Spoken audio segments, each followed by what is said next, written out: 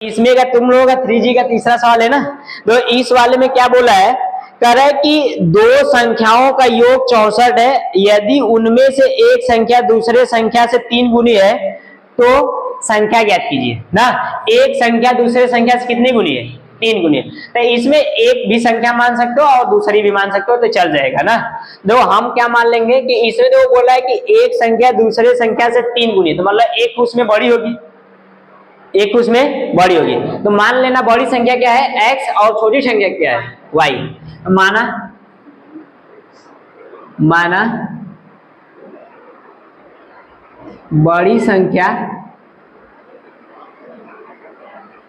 x तथा छोटी संख्या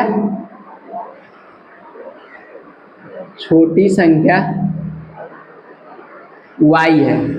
बात समझ रहे हो कि नहीं, ऐसे मान सकते हो, एक्स वाई भी मान सकते हो। उसमें नहीं बोला है कि मान लो कि एक छोटी संख्या एक बड़ी संख्या, बट इस सवाल के अकॉर्डिंग बोला है कि एक संख्या दूसरे संख्या से कब गुनी है, तो मतलब बड़ी सी संख्या छोटी संख्या से 3 गुनी होगी, यही होगा ना।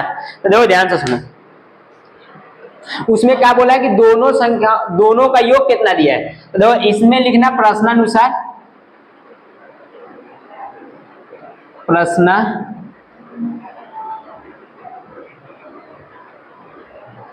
तो देखो उसमें बोल रहा है कि प्रथम शर्त वाले में बच्चे क्या बोला है कि दोनों संख्याओं का योग कितना दिया है, प्रथम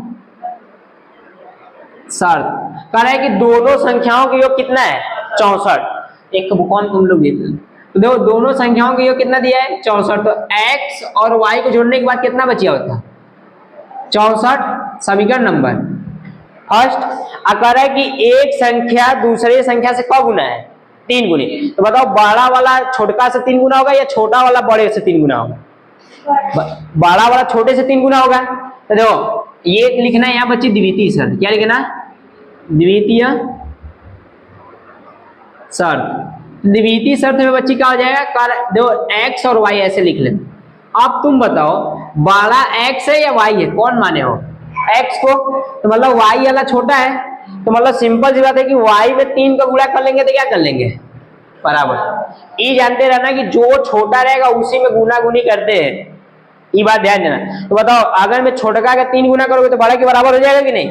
जैसे बताओ एक 20 है और एक 60 है, तो बताओ बोला जाएगा कि बताओ 60 20 का कौ गुना है 3 गुना, तो बताओ कहोगे 20 60 का 3 गुना है, ऐसा नहीं कह सकते कि 20 ये जो है मतलब 60 20 का 3 गुना है ऐसे बोलोगे, बट ये नहीं ना बोलोगे कि 20 60 का 3 गुना है, ये तो 60 का 180 हो जाएगा ना। तो ये चीजें हैं, तो ये बात ध्यान देना। तो क्या करना है, ये समीकरण नंबर तुम लोग का आ जाएगा दूसरा। x का मान समीकरण फर्स्ट में रख लेना, तो x का मान समीकरण फर्स्ट में रखने पर, समीकरण फर्स्ट में रखोगे तो क्या हो जाएगा, इसका मान क्या हो जाएगा 3x + y बराबर 64, 3y ना। इसका आगे कुछ नहीं मतलब 3 1 4, और ये बराबर क्या हो जाएगा 64, 4 1 कम 4 और 16 चौके। देखो काटने का मतलब ये कि 4 1 कम 4 बचेगा 2, तो ये इसमें आगे हो जाएगा तो 24 और 4 छका, तो y का मान 16। तो कह देना कि y का मान समीकरण दूसरा में रखने पर, तो y का मान समीकरण दूसरा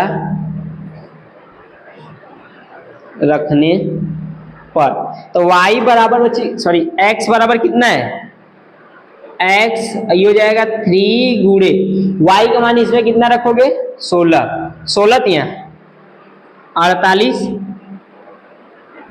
तो x का मान कितना है 48 और y का मान कितना है 16।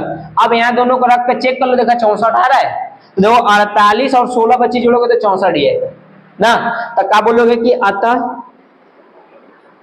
बड़ी संख्या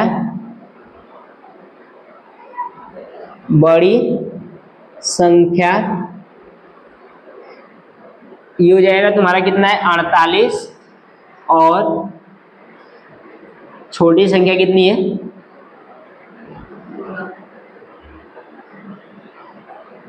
16 है, छाप लो। ठीक है।